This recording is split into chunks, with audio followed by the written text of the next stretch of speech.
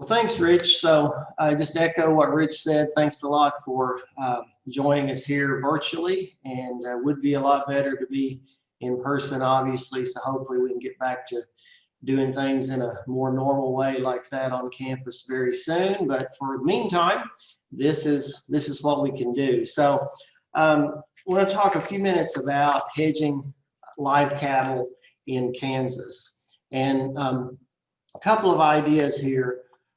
That hedging is one way that cattle feeders can manage price risk. There's obviously all kinds of risks associated with feeding cattle, health risk, production risk, weather. There's a whole host of risks. Price risk is one of those, and one way that producers can work to mitigate that is through using futures markets to hedge.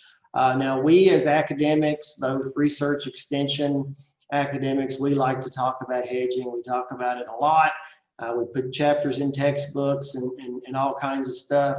And for all the talk that we do with it, still, whether it's grain, livestock, or whatever, and I would say especially livestock, fewer producers take advantage of hedging as a risk management strategy than we would expect. All right, and I think that one thing that's going on there is that we often don't do a real good job on our end of explaining what to expect, what the benefits are, what the downsides are to hedging, and those kind of things. So that was the point here of this little project was my attempt to show in the context of Kansas live cattle a way to think through hedging and give some people, maybe something objective to look at to where you could say, all right, these are the trade-offs associated with hedging and those kind of ideas. I did put this together as a paper, and it's on Ag Manager, and the link to that paper is at the end of this PowerPoint presentation, and I think Rich sent those out to you, so I think you've got this PowerPoint as a reference. At the very end of this, there's a link to the full paper. If you want to look at that on Ag Manager, then check that out. So going on from there, we're not going to spend a lot of time on the idea of hedging. We've got some good resources on Ag Manager that explains the basics of hedging. CME Group online has excellent educational materials that explain the basics, the mechanics of hedging. Other university extension programs, Iowa State comes to mind. They have some great material out there. So that's all out there. I will just refresh our memory here by saying that hedging, textbook definition is that we maintain an equal and opposite position in physical commodity and in the futures market. All right, and so the equal and the opposite, that's the key. All right, and so what happens is basically because they're equal and opposite, those two investments offset each other. All right, so if your value of your physical commodity is going up, so cash prices rally, your position in the futures market, that value of that investment will go down. All right, so they always move in opposite directions. They offset each other. The benefit is then what happens is at the end of the hedge, you're left with being able to understand the difference between cash and futures or basis rather than simply trying to know the cash price. All right, so that's the goal. In live cattle, the way that works is in the cash market, you're going to buy feeder cattle, right, of some size or another, and put those in the lot, put those on feed.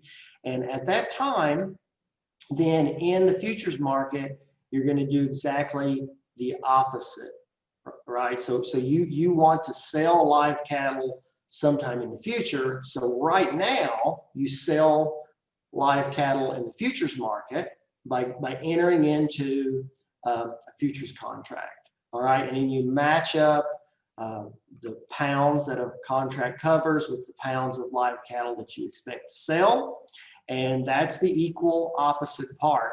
And then the other important thing about the hedge is To be hedged, you have to have both these positions. So at any time, if you're out of the futures position, then you're subject to price risk in the cash market. You're basically speculating in the cash market.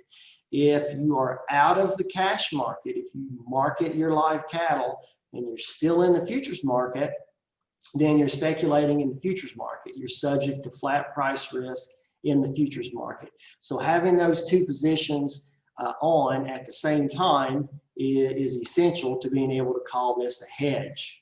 All right, and then somewhere down the road, 5 or 6 months later, your live cattle are ready to market. You sell those, you sell the physical cattle. And so again, in the futures market, you do the opposite. You buy back the contracts that you sold. And I've put sold, sell, and buy in quotes. That's just shorthand jargon. You're actually entering into a contract. So the sell, the buy, I think sometimes that confuses people, but that's the general terminology. All right, so you're doing opposite things there in the futures market. And so you're equal and opposite. Your positions are offset at the beginning, at the end. When you market your live cattle, your action in the futures market offsets what you did before. So you're completely out of a futures market position. You've sold your physical cattle, so you're out of the cash market. You're offset in every way, right? So you've had these investment in cash, investment in futures, and now you're out of both of them. And the net outcome is what you're interested in. I know that's really quick, and I think most people probably understand that. I thought we should just, again, a little bit to refresh our memory, but maintaining those equal and opposite positions. And then at the end of the day, you're out of the futures market, you're out of the cash market. There's all kinds of ways that people adjust this, and they might be more selective or something.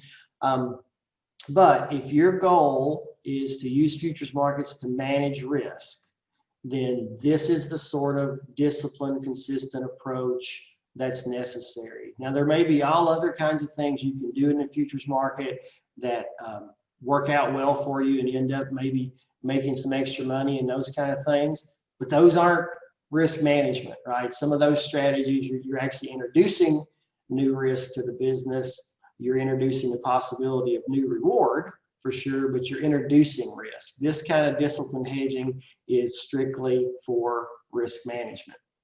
All right, so for this study, what did I want to do? I basically wanted to just go back and compare over time what would be the difference between just selling live cattle on the negotiated cash market versus selling them on the negotiated cash market, but hedging them using futures markets. All right, so our unhedged price, I defined as the USDA AMS reported negotiated cash price. So the Livestock Mandatory Reporting Act, we've got daily, and then aggregated up to weekly, aggregated up to monthly reporting of live cattle transactions. All right, so those data are publicly available.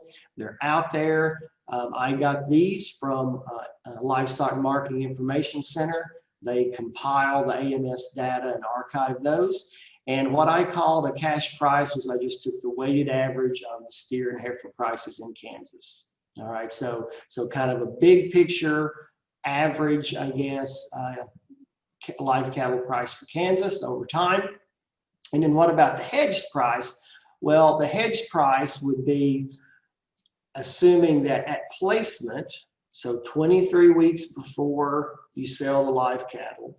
All right, so that's about a 160-day feeding period. So 23 weeks before you market the live cattle, you establish a short position in the futures market. Okay, you hold that the entire time, and then when you sell the cattle, the physical live cattle, you offset your futures position, right? And so then you've got two sources of gain there. You've got whatever you sell the cattle for, right? So whatever you sell the cattle for, that's this unhedged price. And then you've got whatever you make or whatever you lose in futures market, right? And you put those two things together, and that's what we're calling the hedged price. So it depends on which way the market moves. Your futures position can gain value, your futures position can lose value. All right, but either way, what this allows you to do is basically trade price risk for the risk of basis, right? So basis is the difference between cash and futures. And what this comes down to is if you can know basis, then you can predict what this hedge price is going to be. All right, so that's the idea. But what that allows us to do just with those assumptions is now we can have a weekly price series of hedged and unhedged prices that we can compare. All right, so that's all the kind of boring background, just to let you know where some of these come from and what I mean when I say hedged and unhedged. And so we'll start by looking at these two price series. All right, and so we've got them there, and you can see that the orange line is the unhedged cash price. So again, that's just the weighted average of steers and heifers in Kansas as reported by AMS over time. All right, so weekly numbers. And then the black line is the hedged price. And so notice a couple of things. The trends are the same, right? So 2014 and part of 2015, when the market was just rallying and it was, bull market, you see that trend in both price series. Likewise, in 16, when you've got the big drop in prices, you see that in both price series. Okay, sometimes you've got a situation where you end up with a higher price if you're not hedged, right? And then sometimes you end up with a higher price if the cattle are hedged. Okay, so you sometimes miss some gains, but you also miss losses.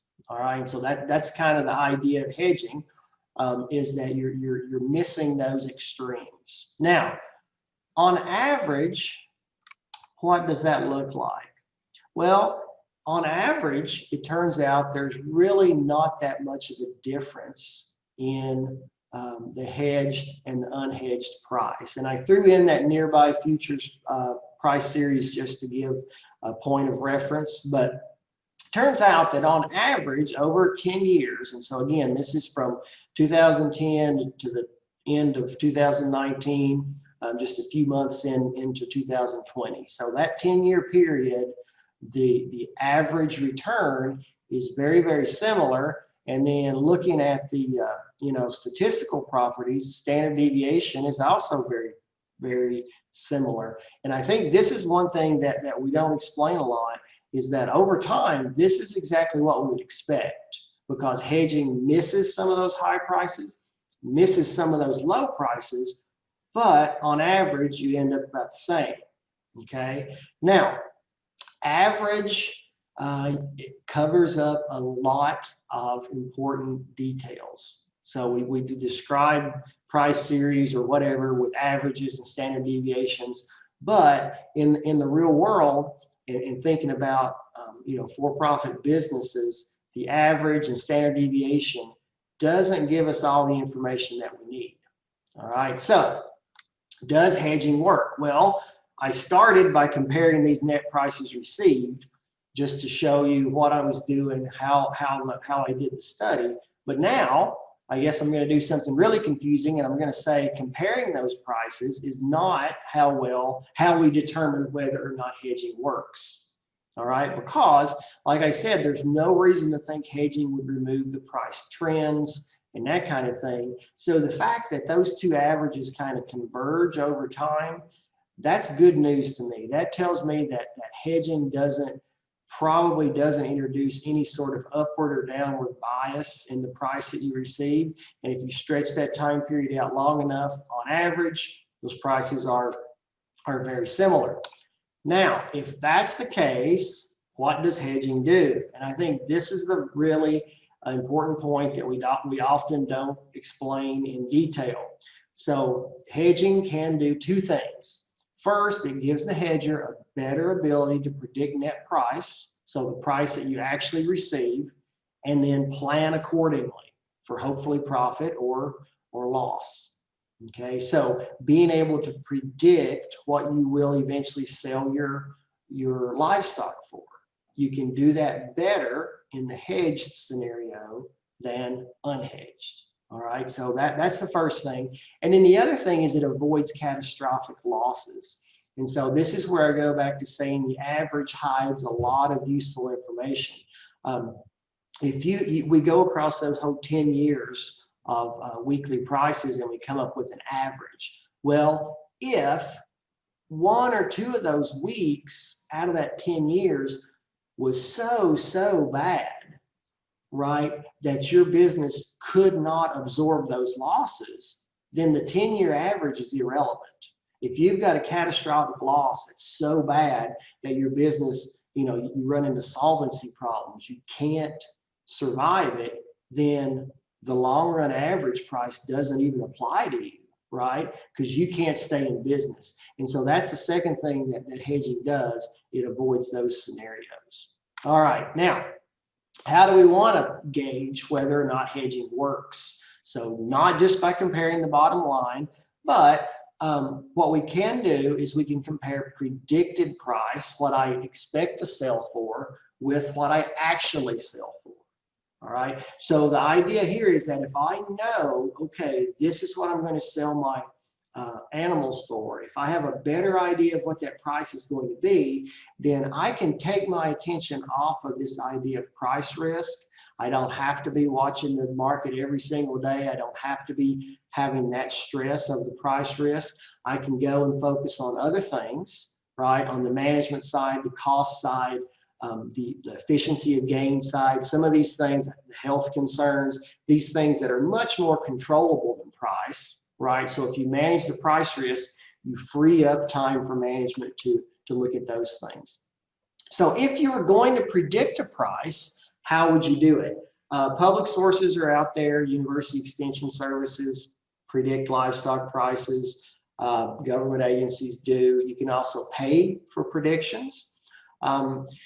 But what I want to do is look at a couple of simpler methods. So you could use the current cash price. So for example, you place feeder cattle and you could say, I think that whatever live cattle price is today is what I can probably sell these for 160 days down the road. Or you could use futures contract price that corresponds with when you plan to sell the live cattle. All right. And then like we already said, the hedger, you have a way to predict the price. It's your the futures at the time of placement plus the expected basis when you lift the hedge, right?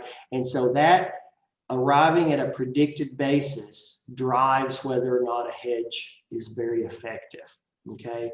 And so what I've done here is I've done one of the typical popular methods to just go back and take calendar weeks, and then the way that, for example, in 2019, the expected basis for week 1 would be the average of the basis that was actually observed in 2018, 2017, 2016, right? So just a 3-year average for a given calendar week.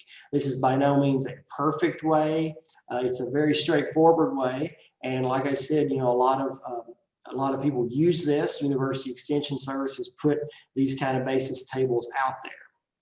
All right. So again, the idea here is to use things that are very accessible and realistic. So the reason then, like I said, that hedging works is that you're trading the price risk for the basis risk. All right. And basis, it turns out, is easier to predict. So if we're going to compare hedging, what I wanted to do is compare it to a couple of other prediction methods. Now, you could decide whether or not these are realistic prediction methods. There may be better ones there's certainly more complex ones, but I think that it is reasonable to say that when a person places cattle in a feedlot, they should have some idea of what they're going to sell for. All right, so you should have some idea of, can I be profitable or not? And these are three methods for doing that. One, like I said earlier, would be to use the cash method at the cash price at the time of placement. The other would be to use the futures price, the relevant futures price. So if I was going to market cattle in August, then I would use the August live cattle contract price to predict what I would be able to sell them for, right? And then finally, if you're a hedger, you've got this formula that says futures price plus what I expect basis to be. So notice this is the key, right? Being able to predict this basis, have a way to predict basis in a reasonable way. All right, so we want to compare these three methods and see how they compare to each other. All right, so another graph. This time, the orange line again is unhedged cash price, and then the black line, dashed line, is what I expected it to be. Okay, so I used cash at placement as a way to guess. All right, and notice pretty big discrepancies, right? There are times when I'm pleasantly surprised, right? I guessed a low price. Turns out that I could sell them for a high price. There are other times when I am not so pleasantly surprised. I guessed a high price, and then by the time it came to actually market the cattle, cash prices were quite low, right? So the difference here, the space between a black line and orange line, that's just my prediction error, right? So I had some price in mind, and then it was different. If I do the same thing with futures, I get a very similar graph, right? Very similar graph. It turns out if you look at the prediction, some of the statistical measures around it, I think futures turn out to be a better predictor than cash at placement, but they're very similar, very similar. And again, notice what we're looking at here is the distance between these lines, right? So that's my prediction error. And sometimes it's a good surprise, sometimes it's a bad surprise, but the farther those are apart, the worse my prediction performed, okay? And then here's the big difference. So you've seen let's go back real quick. You've seen the cash, using cash for prediction, futures for prediction, and this is what the hedged price and expected price looks like for the hedger. Now, I do want to point out here that this orange line is hedged net price. So that is not the cash price. It's a little bit different, right? It's the cash price plus gains or losses in futures market.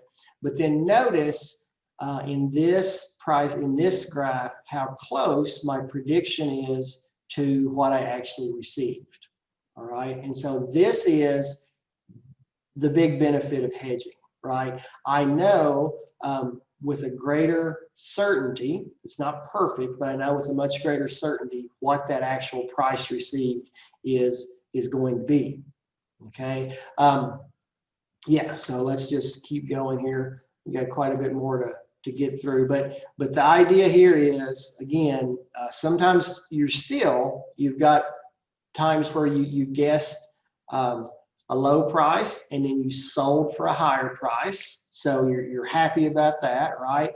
And then you've got other times where you guessed a high price and you had to end up selling for a lower price. But these errors in prediction, the difference between those two lines, so much smaller with the hedged scenario. Now, if we look at the average prediction errors here, you've got, again, you've got on average, the prediction error for the hedged outcomes are quite a bit lower. You know, it's for, if you're using futures to predict, it's actually about, the futures error is about 3 times as big. So kind of demonstrating that. But then the one thing that we want to focus here on is, like I said earlier, just looking at the average isn't enough. So over here in this yellow column that I have titled Bad Surprises, so this means that I guessed a high price, but I had to sell lower, right? So I had a positive prediction error. My guess was higher than what I actually sold for, and that's a bad thing, right? Well, notice that in the futures scenario, the worst case scenario is about is a little less than $9 a hundredweight. Now that's substantial, right? But over a 10-year time period, so this was about 540, it was about 10 and a half years, so I've got about 540 weeks in there. The worst case for guessing too high was $8.90 a hundredweight. And compare that to these other methods, right? So the other methods, extremely, bigger, bad errors. So I call them bad surprises, just to keep that, we've got the same. Now, to be fair, the good surprises are also smaller in hedging, right? So you don't get these kind of unexpected windfalls if prices rally, but that's the point, right? You want to know what you're actually going to sell for, so your prediction errors are smaller. So I put this together. So basically what I've done here is pull out all the bad surprises for the 10 years and show how they're broken down. So for example, if you kind of use the cash at placement as a way to gauge what you're going to sell for, then you've got over 50 weeks out of that time period where your bad surprise is bigger than $20 a hundredweight. Okay, if you go down to the hedging, it never gets worse than $10 a hundredweight. And so you can see, some of these out here kind of on the tail, these are big catastrophic losses that you haven't planned for, right? And frankly can sink a business. And these are what hedging is protecting from, right? So none of those big catastrophic losses, plus you get the ability to better predict your price. Okay, so that's the effectiveness of hedging there. Can also look at this, just threw this in to kind of show maybe if there's a seasonality to when hedging works better or worse in Kansas. And so that average hedge error, we would like it to be 0. And it actually, over the 10 years, on average, it gets pretty close, right? I mean, it's tracking right along there with the 0 line. So some good ability to predict what you're going to sell the cattle for. And then I've put kind of the errors around that, worst case scenario in terms of over or under predicting. So good news there is that over time, this does a pretty good job for Kansas producers at predicting that eventual price. Okay, now we do have, unfortunately, 2 realistic case studies that have happened here in the last few months that we can look at, kind of hypothetical, what would have happened if you hedged. So back in the fall of 19, there was the Holcomb, Kansas fire at the Tyson plant. And then this year, still going, hasn't even stopped, but the COVID-19 disruptions where meat plants were shut down, the supply chain was strained in several different places, and a lot going on there. So what I've done here is I just went back to the fall of 19 and I pulled out several weeks. I didn't want to just pull out the worst weeks. I felt like that was kind of stacking the deck a little bit to make the point I want to make. So I went back to July, so before the fire. I think the fire happened right around August 9th. And then I stretched it out to end of October, because by the end of October, prices had pretty much rebounded to where they were before the fire. Okay, so that's my reason for picking out these months. But what I've got here is a value of gain. All right, and so this is a little bit different, but same idea.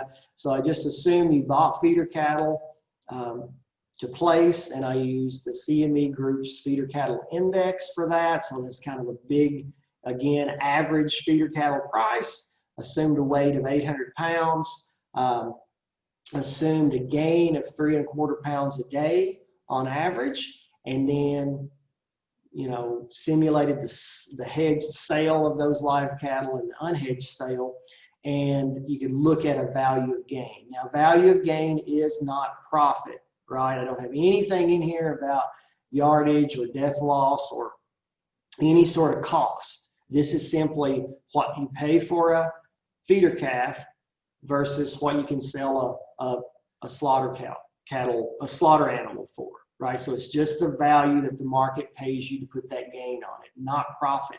Well, notice over this 23-week time period, the average hedged value of gain is about $123 per head higher. All right, so extreme difference here, and then you can kind of go in if you want, to pick your worst case scenario. You've got a over a $200 difference there at times. Now, notice once prices rallied, it does go back here to where the unhedged value of gain is higher than the hedged. And so just like we looked at the prices, that happens and you expect that. But the point is here, what you avoided was this, right? This catastrophic loss where you're selling these cattle for such a low price because of the unexpected shock. Now, this does assume that you're able to sell cattle.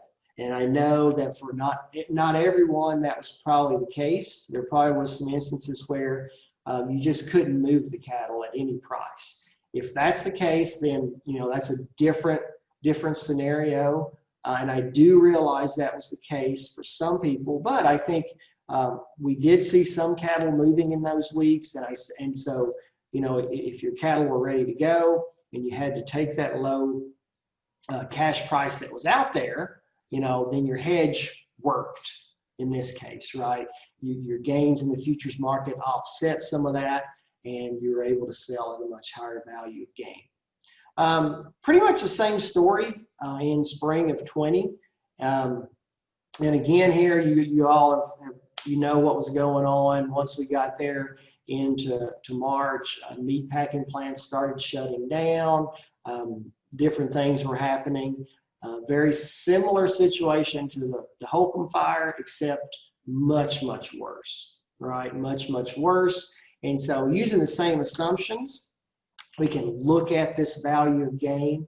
And so from February 1st, and again, I just went back and picked a week that was a little bit before, all the madness started. And then I ran it up through the data that I had, which at the time was first week of July.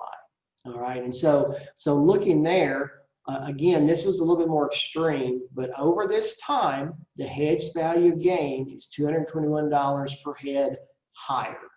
All right, so this is an extreme situation where you had these, cash market prices, just the bottom fell out of it, right? Because there was the plants were shut down, very hard to move cattle, and so things were all messed up there. In this case, the hedging, the hedger had a way to avoid those. And I want to say, and I put it in red this time, because I know this is a big assumption, and this is probably a bigger assumption for this than it was in the fall of 19. This assumes that people could sell cattle. And I know that there were some cases where, there are a couple weeks there where people probably couldn't, in certain locations, probably couldn't move cattle. But again, cattle were moving at some low price. And so if you were able to sell at a lower price, then the way the hedge works is your investment in the futures market would protect you against that, right? So anyway, just looking here to see how extreme these two cases were and those kind of catastrophic losses that hedging can protect against. A couple things here. understand what I've done is at the state level, right? I'm using all these average prices and those kind of things. If you want to actually hedge, understanding your local basis is where you need to start. So understanding, what the basis is in your area is key to that. Hedging also involves broker fees, so I encourage you to shop around, understand what you get for those fees. Margin requirements are not trivial. All right, so margin accounts, you have to make those make capital available for the entire time that your hedge is on. And so I've got some quick math there. So if you were going to hedge 100 head of cattle right now, and you were using, say, one of the deferred contracts, that margin requirement is about $6,450. So the more cattle you're feeding, the more you're hedging, that scales up. It is a non-trivial amount of money. So you want to have to plan ahead, either with your lender or whatever your plan is, to be able to have that capital available. Now the margin's not gone, right? Once you lift your hedge, you get the margin back, but it has to be there for the life of the hedge. I don't talk about broker fees or margin accounts in this study because, again, those are a little bit individualized and hard to work in at the state level, but they're very real world concerns. And again, what we're trying to show here is that hedging, how it performs over time. And I would encourage you, if you do hedge, always remember a single one-off hedge that goes the way you want or doesn't go the way you want is not a basis for evaluating a risk management program. The way to evaluate the risk management program is, if you're disciplined, you stick to it, you follow the rules over time, then what does it do? All right. And so hopefully this gives you a little bit of an idea about the trade-offs of hedging and the two things that hedging can do, which is give you a better ability to predict selling price and avoid those catastrophic losses. And I really think that hedging takes away a level of stress and a level of anxiety from business. Doesn't in any way make it easier, but I think it frees you up to focus on the management and in this case, the feeding side of things to try to reduce cost and put your efforts toward those things as a way to increase your bottom line. Okay, so I think that leaves us here with just a few minutes. And you've got this slide here in your PowerPoint file, hopefully, and you can follow that big link there to get the full paper if you want. All right, so any questions? I don't know, Rich, do we have questions on the chat? There haven't been yet, Brian. Okay. This is really good, but we'll see what comes up here. We've got a few minutes. Go ahead, folks. If you have a question, the chat is down in the lower thing. You can click on it and type something in there. Okay, on the hedging outcomes, that second slide, okay, shows difference between expected and actual prices. Okay. So the center line there was the actual difference, correct? Which slide are you on? Hedging outcomes. I don't know the slide number. Is it a graph?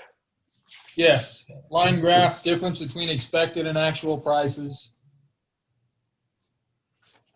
Oh, okay. Okay. Yeah. So what that is, so that, let me see, I can probably go back to it here. So what I was trying to do there is that is the prediction error for a given calendar week. So that orange line is the average over the 10 years for that calendar week.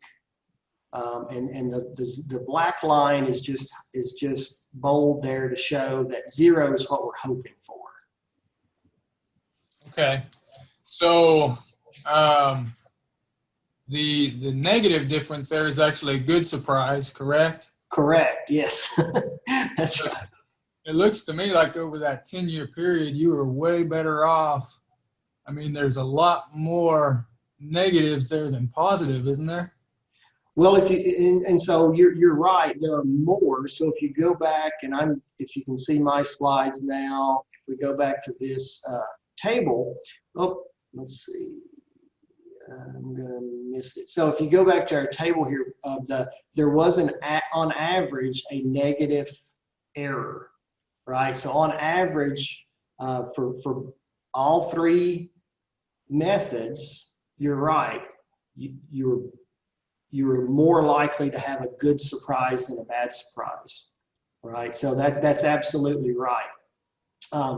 But again, some of those bad surprises are really, really bad. So, but you're right. Looking at the graph, you nailed it. On average, you're more likely to have a good surprise. Not necessarily a higher net price over time, but you're going to kind of be guessing on the conservative side, apparently. On average. Have On those good average. prices. That's Okay. exactly right. Yep. And again, I think, the key there is that's an average. And then you can see, like, some of these cases whether it's a positive or negative, you've got some deviations there in certain years. But as we stretch it out to an average, yeah, it gets pretty close to zero. So on average, yeah, you're right. You'd be guessing low. And to me, maybe the graph is deceiving, but it looks like if you were to shade in the line above zero and the line below zero on that orange line, wouldn't there be significantly more in the negative? And would it actually average out to zero, I guess? Or am I way off? No, you're really close. If it's like right here, this table, if you can see my slide, this is the average of all of those errors. Mm-hmm. So you're eyeballing it pretty close, because the average is 61 cents a hundredweight. So not negative, 61 cents a hundredweight. So not quite zero, but pretty close. Okay. Folks, we got time for maybe one more question here. Okay, here we are. Is hedging for feeder cattle only or stocker cattle too, Brian? It's a real good question. So CME Group, that's the popular, the exchange that's most used. And so they've got two cattle contracts. They've got a live cattle, which I'm talking about here, which is, cattle that are ready for slaughter. And then they have a feeder cattle contract. And the feeder cattle contract is defined basically as 700 to 900 pound animals. So if you're feeding, for example, if you're buying wean calves and you're going to sell them at some lighter weight that's outside of that 7 to 9 weight range, some people use the feeder cattle contract to do that. It's technically a cross hedge because you're not matching the contract specs exactly. So it's possible. You'd expect it to be harder to predict basis and harder to kind of get the risk management benefits than if you were using a contract to hedge feeder cattle, which exactly matched the specifications. So if that makes sense. So that's probably the best you could do for stockers, would be to use the feeder cattle contract, and you'd have to somehow gauge how different your stockers are from the feeder cattle contract. So it's another layer of complexity, but that would be I think that's what people do who want to use futures market to hedge stockers.